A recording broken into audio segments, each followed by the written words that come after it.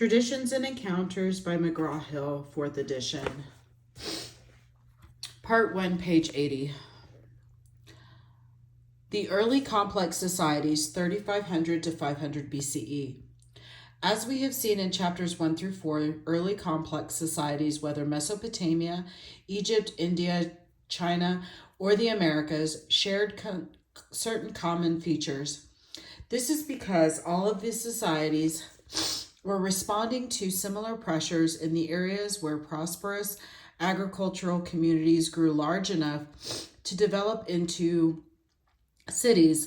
Each sought to secure protection from outside to establish and maintain internal order, and to ensure the maintenance of property and wealth among the groups who prospered most from settled urban life. The responses to these common pressures resulted in each case in the development of political authorities, warrior groups, class and social distinctions, religious and philosophical beliefs, and systems of education. Furthermore, early complex societies interacted with neighboring peoples for purposes of trade, war, conquest, or intermarriage. Although these encounters were more extensive and ranged over longer distances in early Mesopotamia, Egypt, and India, and China than in either Mesoamerica, the Andes, or Oceania. They nevertheless made important contributions to all of the early complex societies. In some cases, as in early India, these interactions contributed to changes in the religious worldview of the Aryans. In others, as in early Egypt and Mesoamerica, they facilitated the exchange of luxury trade items over long distances. Indeed, material items, technologies, and ideas regularly flowed both into and out of the early complex societies. Thus, connections and encounters between peoples were important to the development of early complex societies from their beginnings. While all the early complex societies developed common features and responded to similar pressures, they obviously did not turn out exactly alike. Rather, each developed political structures, cultural beliefs, social customs, and economic systems that reflected unique local and regional conditions. For example, although each of the societies discussed in chapters 1 through 4 sought ways to maintain internal order and to conceptualize the meaning of life and death, the ways they did so were quite different. Indian society developed the caste system. Chinese society emphasized the importance of family and ancestor worship, and Mesoamerican societies sought to recreate the cycles of life through ritual sacrifice. Thus, despite important similarities between early complex societies, it is equally important to explore the rich variety of traditions that developed in response to the needs and pressures of urban agricultural life in distant parts of the world. Here's a chart. Part 2, the big picture. The formation of classical societies circa 500 BCE to circa 500 CE. In the millennium between 500 BCE and 500 CE, several early complex societies achieved particularly high degrees of internal organization, extended their authority over extremely large regions, and elaborated especially influential cultural traditions. Because their legacies have endured so long and have influenced the ways that literally billions of people have led their lives, historians often refer to them as classical societies. Common challenges in the classical societies. Although the classical societies of Persia, China, India, and the Mediterranean differed from one another in many ways, they all shared several common challenges.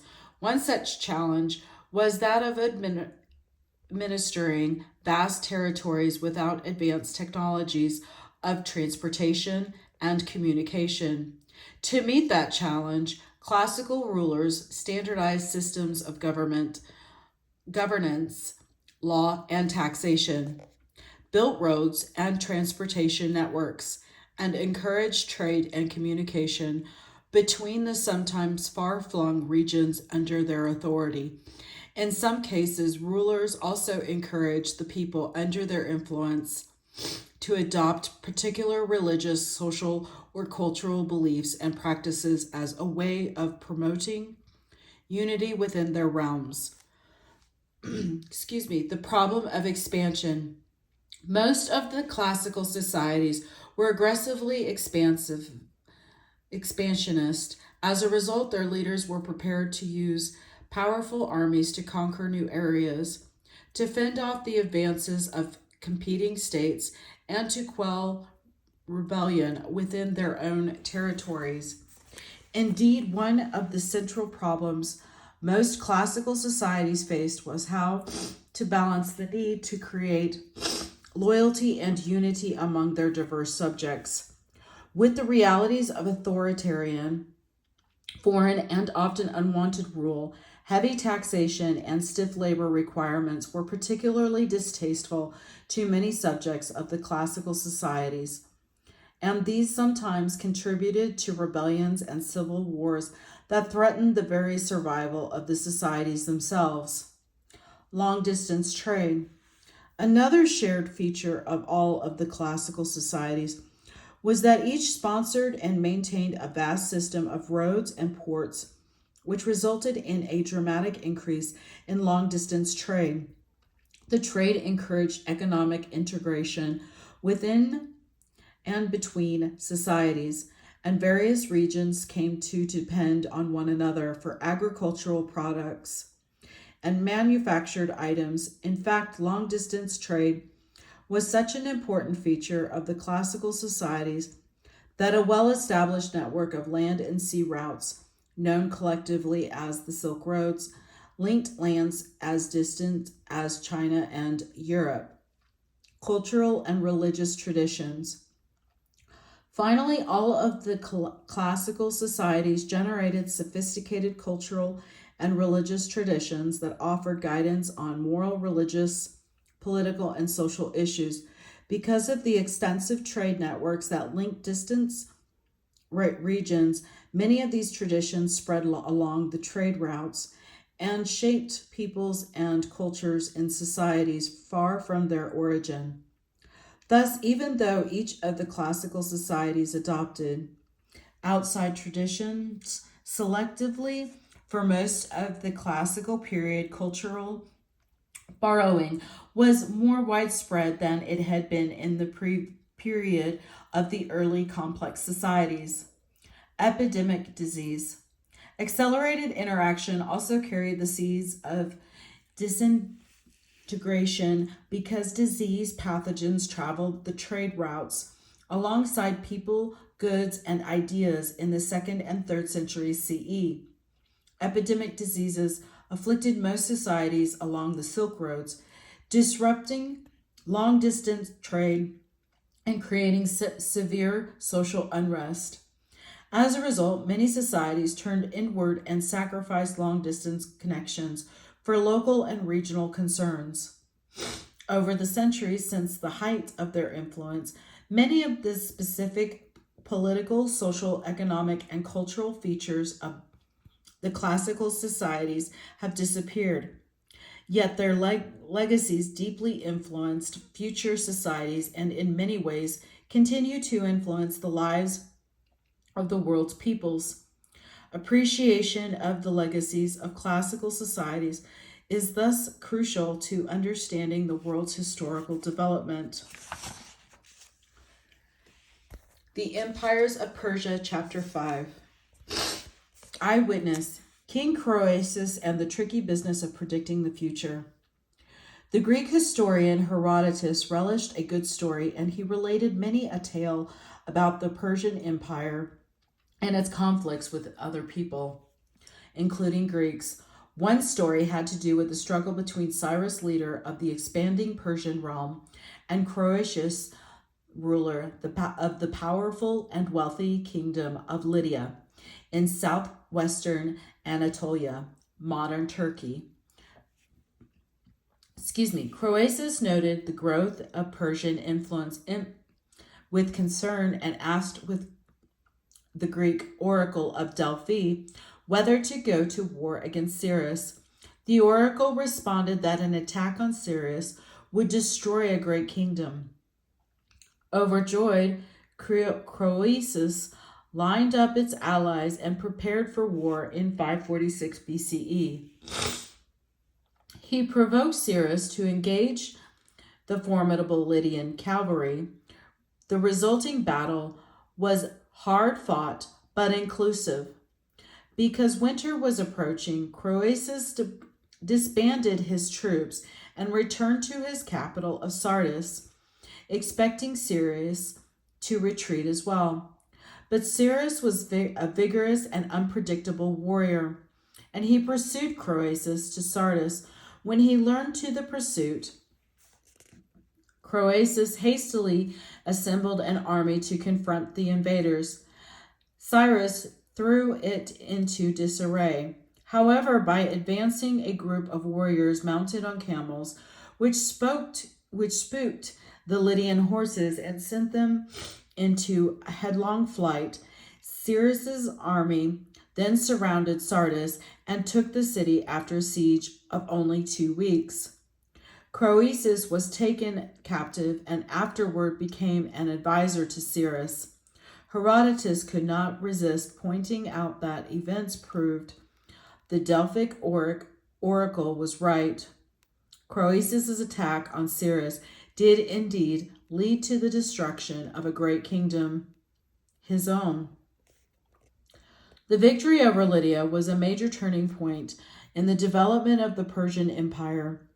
Lydia had a reputation of a kingdom of fabulous wealth, partly because it conducted maritime trade with Greece, Egypt, and Phoenicia, as well as overland trade with Mesopotamia and Persia. Lydian wealth and resources gave Cyrus tremendous momentum as he extended Persian authority to new lands and built the earliest of the vast imperial states of classical times. Classical Persian society began to take shape during the 6th century BCE, when warriors conquered an enormous region from the Indus River to Egypt and southeastern Europe. Indeed, the very size of the Persian Empire created political and administrative problems for its rulers. Once they solved these problems, however, a series of Persian-based empires governed much of the territory between India and Mediterranean Sea for more than a millennium. From the mid-6th century BCE until the early 7th century CE, and brought centralized political organization to many distinct peoples living over vast geographic spaces. In organizing their realm, Persian rulers relied heavily on Mesopotamian techniques of administration, but they also created institutions and administrative procedures of their own. In addition, they invested resources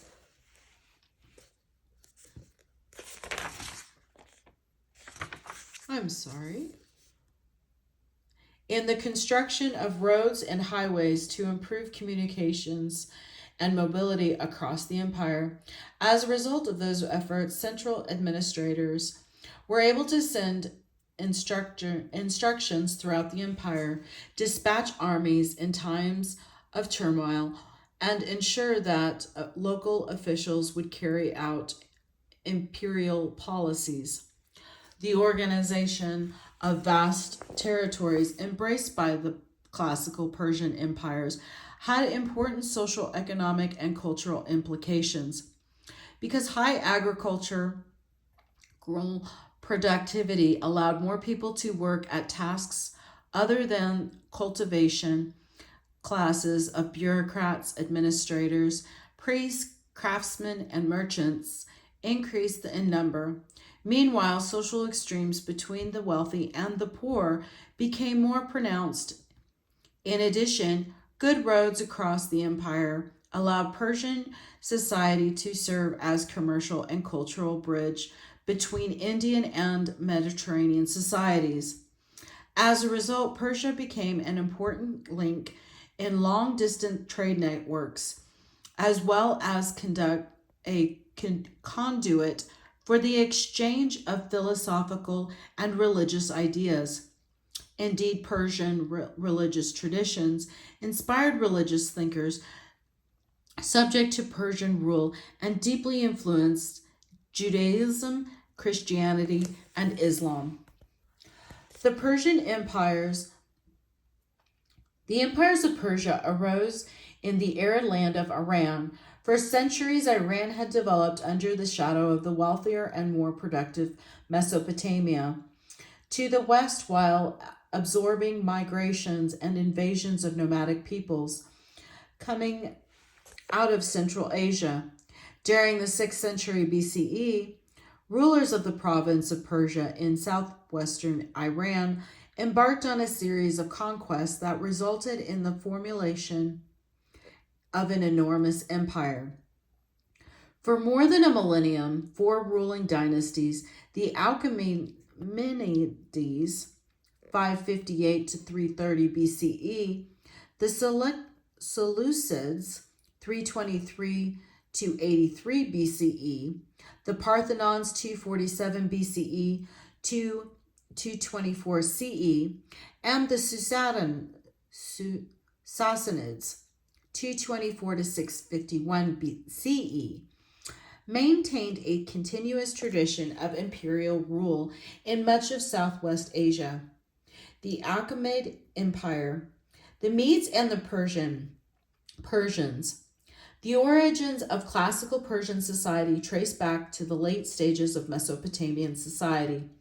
During the centuries before 1000 BCE, 2 closely related Indo-European peoples known as the Medes and the Persians migrated from Central Asia to Persia, where they lived in loose subjection to the Babylonian and Assyrian empires. The Medes and the Persians shared many cultural traits with their distant cousins, the Aryans, who had migrated into India. Like the Aryans, they were mostly pastoralist, although they also practiced a limited amount of agriculture. They also possessed considerable military power. Like the Indo-Europeans, they were skilled equestrians and expert archers. They also organized themselves by clans rather than by states, although they did recognize leaders who collected taxes and delivered tribute to their Mesopotamian overlords. Cyrus's conquest. When the Assyrian and Babylon empires weakened in the 6th century BCE, the Medes and the Persians launched their first bid for empire in the person of Cyrus the Achaemenid, reigned 558 to 530 BCE. Cyrus proved to be tough, wily leader, and an outstanding military strategist whose conquest laid the foundation for the First Persian Empire. In 558 BCE, Cyrus became king of the Persian tribes, which he ruled from his mountain fortress at Pasargadae. In 553 BCE, he initiated a rebellion against his Median overlord, whom he crushed within 3 years. By 548 BCE, he had brought all of Iran under his control, and he began to look for opportunities to expand in 546 BCE. As we know, he conquered the powerful kingdom of Lydia in Anatolia between 545 BCE and 539 BCE. He campaigned in Central Asia and Bactria, modern Afghanistan, in a swift campaign of 539 BCE. He seized Babylonia, whose vassal states immediately recognized him as their lord. Within 20 years, Cyrus went from minor regional king to ruler of an empire that stretched from India to the borders of Egypt. Had he lived long enough, Cyrus would no doubt would have mounted a campaign against Egypt, the largest and wealthiest neighboring state outside his control. But in 530 BCE, he fell mortally wounded while protecting his northeastern frontier from nomadic raiders. Darius. Syria's empire survived and expanded during the reigns of his successors. His son, Cambyses, reigned 530 to 522 BCE, conquered Egypt in 525 BCE. His younger kinsman, Darius, reigned 521 to 486 BCE, then extended the empire both east and west. Indeed, Darius's armies pushed into northwestern India as far as the Indus River, absorbing parts of northern India, while also capturing Thrace, Macedonia, and the western coast of Black Sea in southeastern Europe. By the late 6th century BCE, Darius presided over an empire stretching some 3,000 kilometers, 1,865 miles, from the Indus River in the east to the Aegean Sea in the west, and 1,500 kilometers, 933 miles, from Armenia in the north to the first cataract of the Nile River in the south. With a population of some 35 million, Darius's realm was by far the largest empire the world had yet seen. Yet Darius was more important as an administrator than as a conqueror.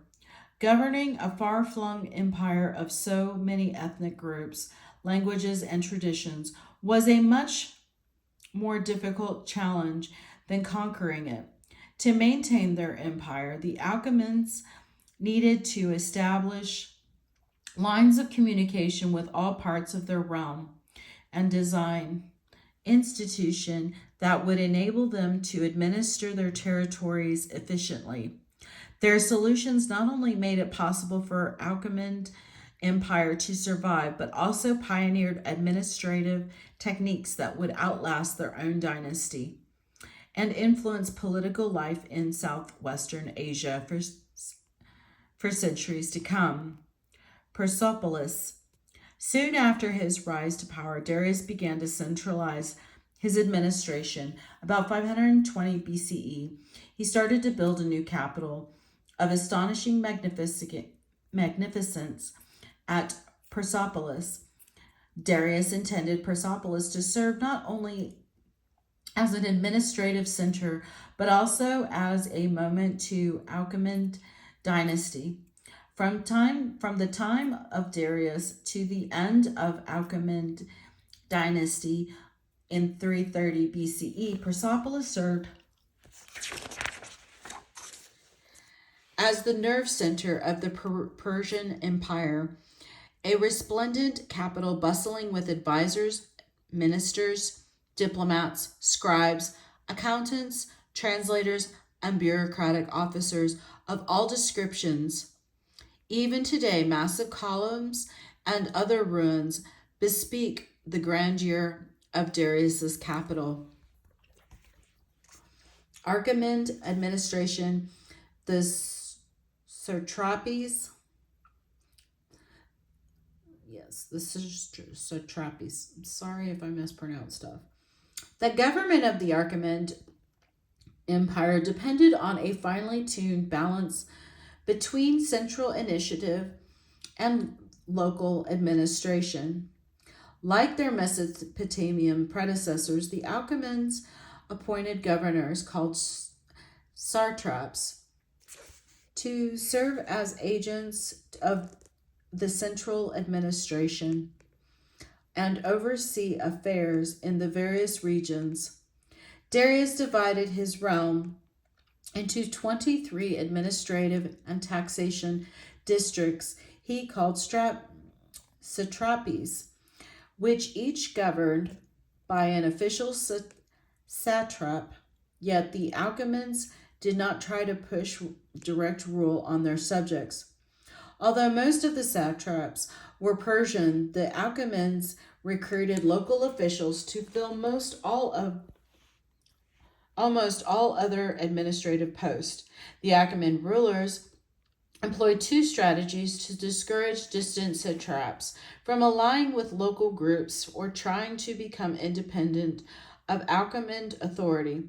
First, each satrapy had a contingent of military officers and tax collectors who served as checks on the satraps' power and independence.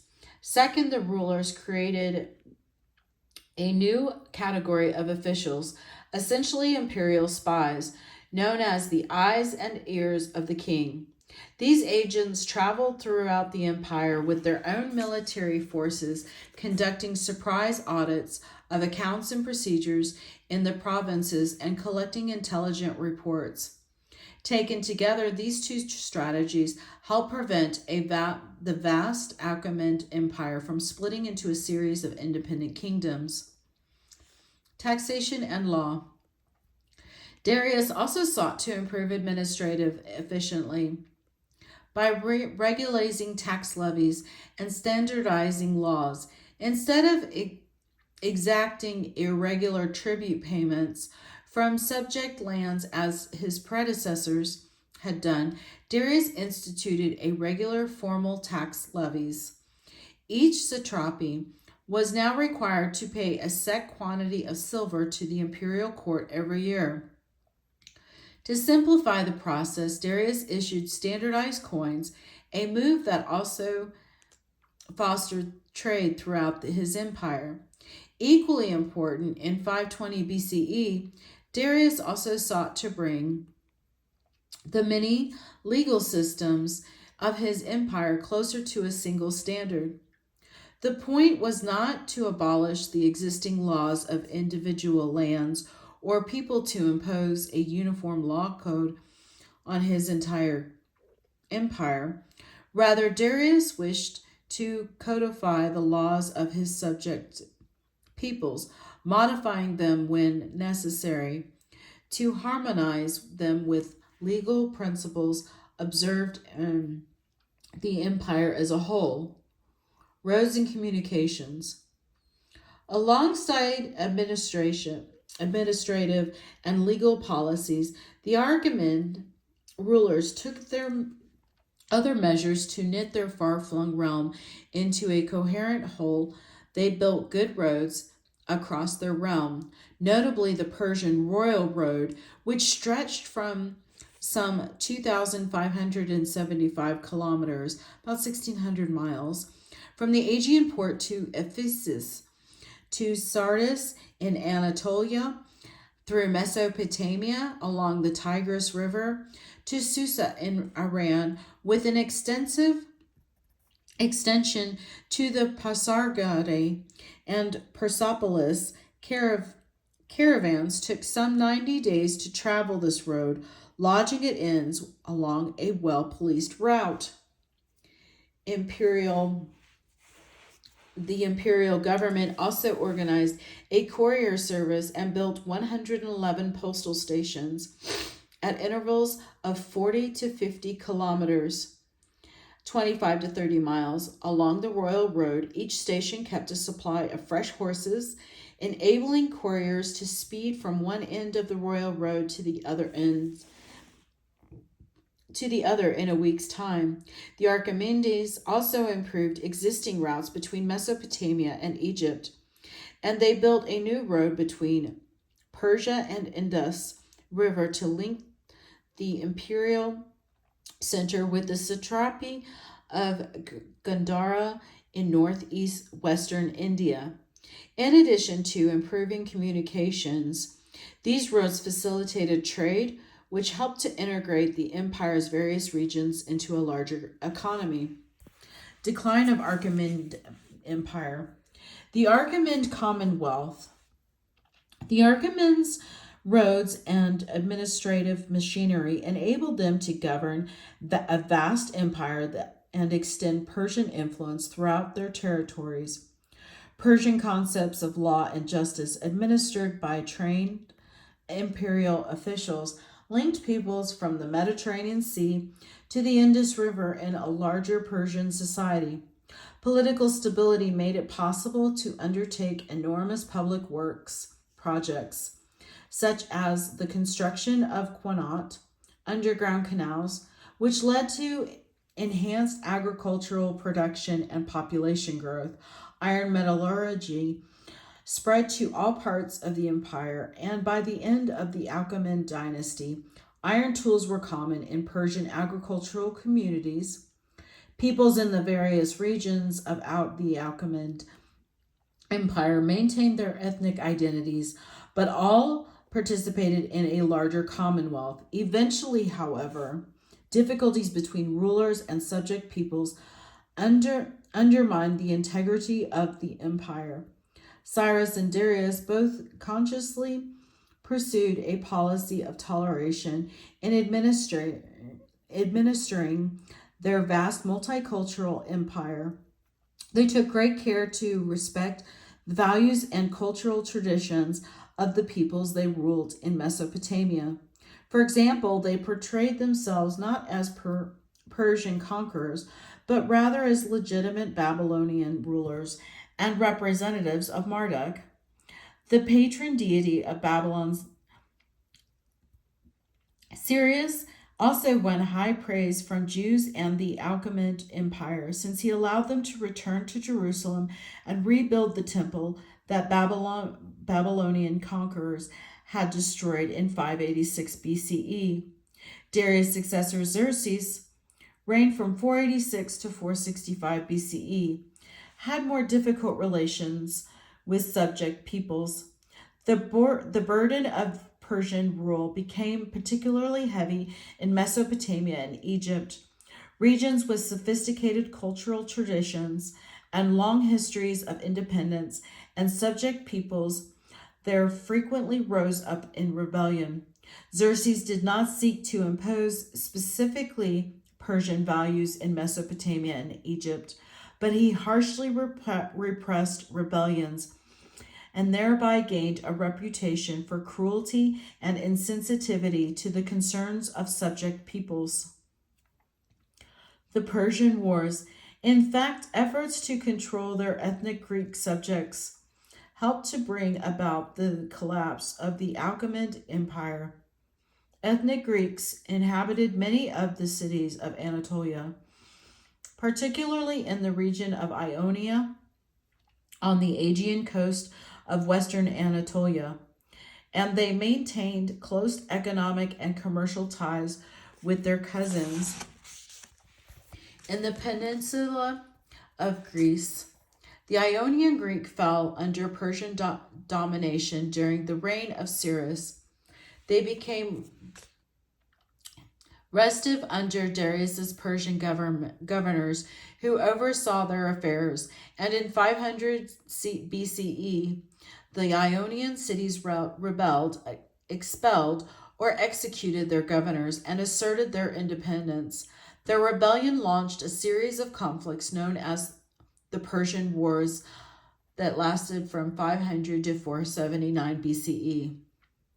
The conflict between Ionian Greeks and the Persians expanded considerably when the cities of peninsular Greece sent fleets to aid their kinsmen in Ionia. Darius managed to put down the rebellion and reassert Achaemenid authority, but he and his successors became entangled in a difficult and ultimately destructive effort to extend their authority to the Greek peninsula. Indeed, after some initial success against the Greeks, the Persians suffered a rout at the Battle of Marathon, 490 BCE, and they returned home without achieving their goals. 10 years later, in 480 BCE, a renowned A renewed Persian attempt to conquer the Greek cities ended in costly defeats for the Persians. Thereafter, for almost 150 years, the Persian Empire continued to spar intermittently with the Greek cities without achieving victory. Alexander of Macedon. The standoff with the rise of Alexander of Macedon, often called Alexander the Great, discussed more fully in chapter 8.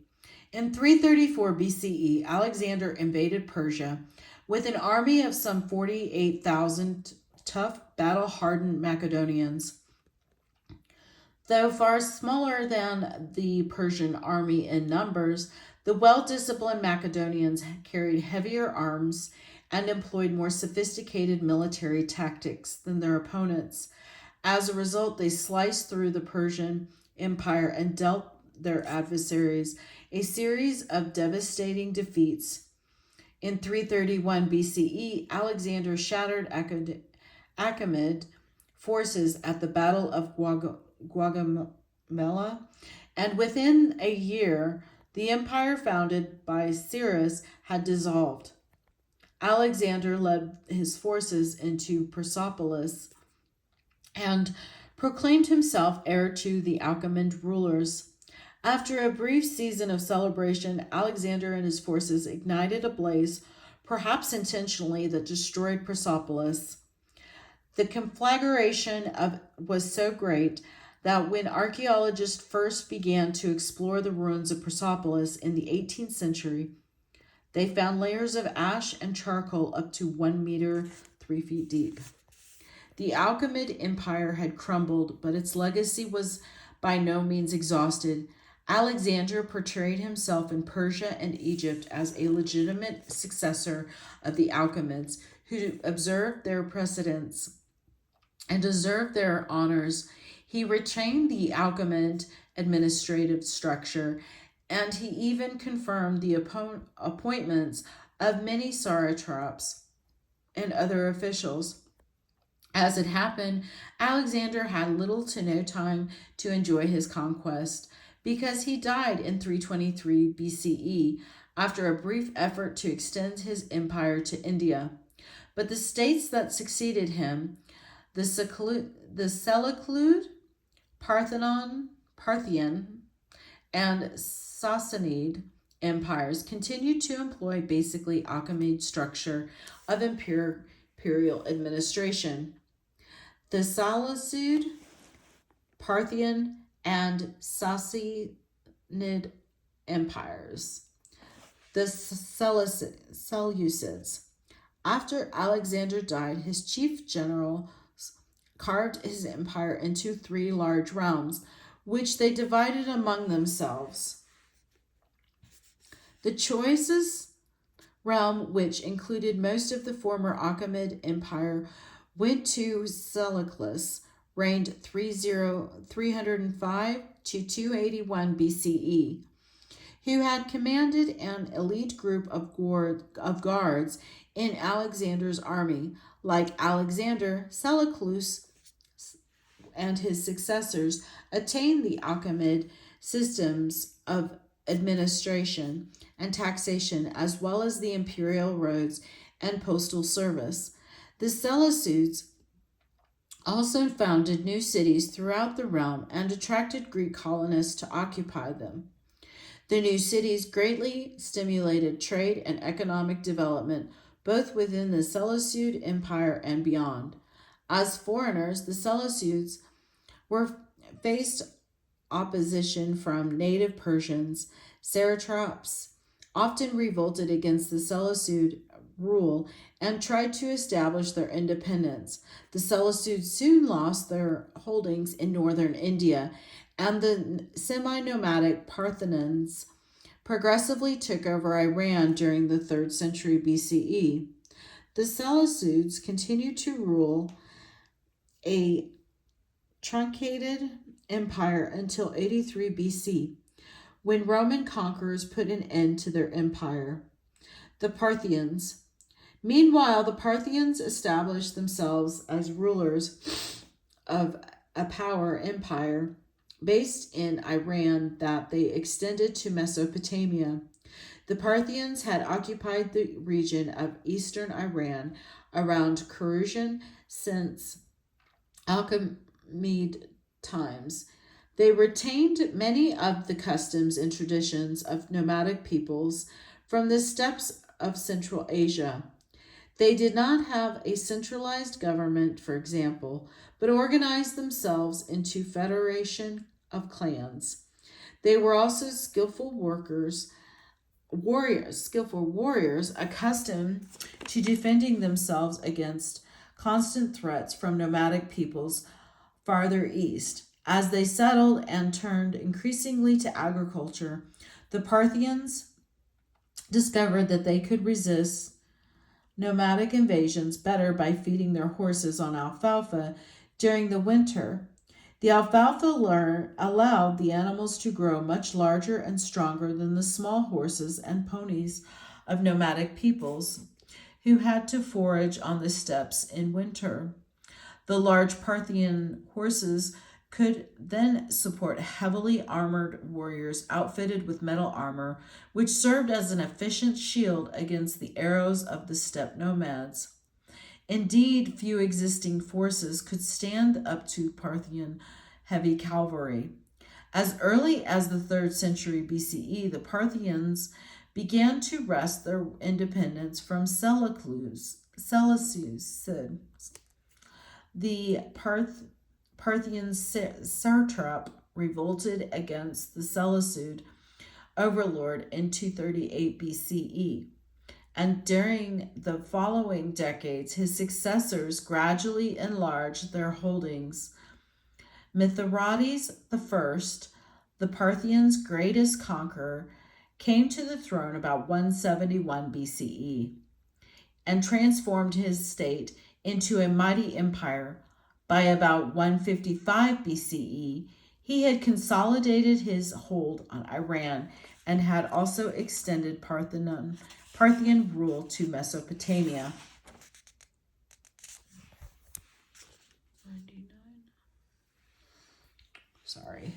Parthian government.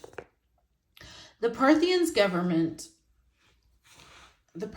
portrayed themselves as enemies of the foreign Seleucids and as restorers of rule in the Persian tradition. To some extent, that characterization was accurate. The Parthians largely followed the example of the Achaemenids in structuring their empire. They governed through satraps, employed Achaemenid techniques of administration and taxation, and built a lavish capital city. But the Parthians also retained elements of their own steppe traditions. For example, they did not develop nearly as centralized a regime as the Achaemenids or the Seleucids, but rather vested a great deal of authority and responsibility in their clan leaders. These men, who frequently served as satraps, could be troublesome because they frequently rebelled against the imperial government from their regional bases. For about 3 centuries, the Parthians presided over a powerful empire between India and the Mediterranean, beginning in the 1st century CE. They faced pressure in the west from the expanding Roman Empire on 3 occasions in the 2nd century CE. Roman armies captured the Parthian capital of Sestos. I can't pronounce anything today, I'm sorry. Combined with internal difficulties caused by rebellious satraps, Roman pressure contributed to the weakening of the Parthian state during the early 3rd century CE. Internal rebellion brought it down. The Sassanids, once again, though The tradition of imperial rule continued, this time under the Sassanids, who came from Persia and claimed direct descent from Achaemenids. The Sassanids toppled the Parthians in 224 CE and ruled until 651 CE, recreating much of the splendor of the Achaemenid Empire from their cosmopolitan capital of Ctesiphon. The Sassanid king of kings provided strong rule from Parthia to Mesopotamia. Sassanid merchants traded actively with people to both the east and the west, and they introduced into Iran the cultivation of crops such as rice, sugarcane, citrus fruits, eggplants, and cotton. They came west over the trade routes from India and China. During the reign of Shapur I, 239 to 272, the Sassanids stabilized their western frontier and created a series of buffer states between themselves and the Roman Empire. After Shapur, the Sassanids did not expand militarily, but entered into a standoff relationship with the remnants of the Kushan Empire in the east and the Roman and Byzantine empires in the west. None of those large empires was strong enough to overcome the others, but they contested border areas and buffer states, sometimes engaging in lengthy and bitter disputes that sapped the energies of all involved. The continental conflicts seriously weakened the Sassanid Empire. In particular, the empire came to an end in 651 CE when Arab warriors killed the last Sassanid ruler, overran his realm, and incorporated it into their rapidly expanding Islamic empire. Yet even conquest by external invaders did not end the legacy of classical Persia. Since Arab conquerors adopted Persian administrative techniques and cultural traditions for their own use in building a new Islamic society, imperial society, and economy. Throughout the Eastern Hemisphere during the classical era, public life and social structure became more complicated than they had been during the days of the early complex societies. Centralized imperial governments needed large numbers of administrative officials, which led to the emergence of educated classes of bureaucrats. Stable empires also enabled many individuals to engage in trade or other specialized labor. Some of these individuals accumulated vast wealth, which led to the increased distance and tensions between the rich and poor. Meanwhile, slavery became more common than in earlier times. The prominence of slavery had to do partly with the expansion of imperial states, which often enslaved conquered foes, but it also reflected the increasing gulf between rich and poor, which placed such great economic pressure on some individuals that they had to give up their freedom in order to survive. All of these developments had implications for the social structures for the classical societies in Persia as well as China, India, and the Mediterranean basin. Social development in classical Persia.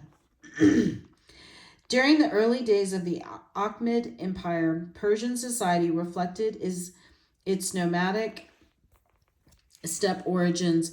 When Medes and the Persians migrated to Iran, their social structure was similar to that of the Aryans in India, consisting primarily of warriors, priests, and peasants. Family and clan relationships were extremely important in the organization of Persian political and social affairs. Male warriors headed the clans, which retained much of their influence long after the establishment of the Achaemenid Empire. Imperial bureaucrats.